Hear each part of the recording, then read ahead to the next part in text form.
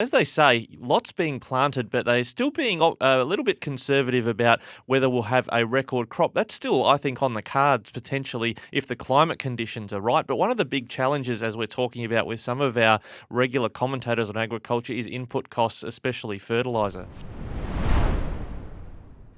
Well, this morning, as we go to agriculture, we have a look at some really good results that have come to us. The ABARES report has shown some excellent returns, $80 billion. And Rikki Lambert, we've been talking about this for about 18 months, about where the government and others in the agriculture industry are projecting our agriculture to go.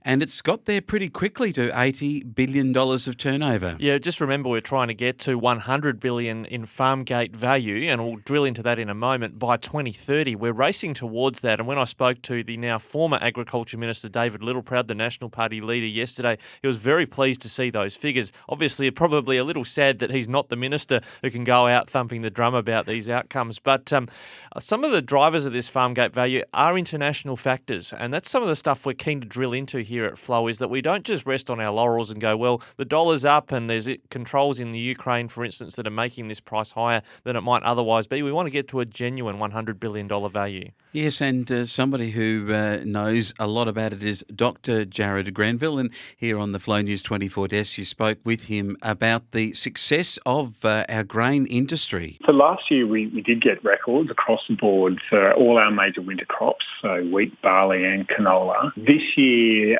on expectation for where we're at the moment, we're expecting areas to be quite high, but we're not expecting us to hit records again. So in terms of the total winter crop, we're expecting it to be around the fourth largest on record coming into 22-23, so still right up there. But in value terms, because of high prices, it's going to be a valuable one. Yeah, Dr. Jared Greenville, the Executive Director of ABARES, it's good always to catch up with him, and it's a good story for Australian agriculture. But as they say, lots being planted, but they're still being a little bit conservative about whether we'll have a record crop. That's still, I think, on the cards potentially if the climate conditions are right. But one of the big challenges, as we're talking about with some of our regular commentators on agriculture, is input costs, especially fertiliser. Yes, certainly we are. And he also refers to trade restrictions and global price volatility and the reduction in confidence amongst other countries. And obviously the price setting at the moment, the prices are really good because of the scarcity, but ultimately there has to be money within the governments to actually pay the bill. Well, there's actually there's a scarcity, but it's an artificial scarcity because China's been stockpiling. I've done an article on the FlowNews24 website about that.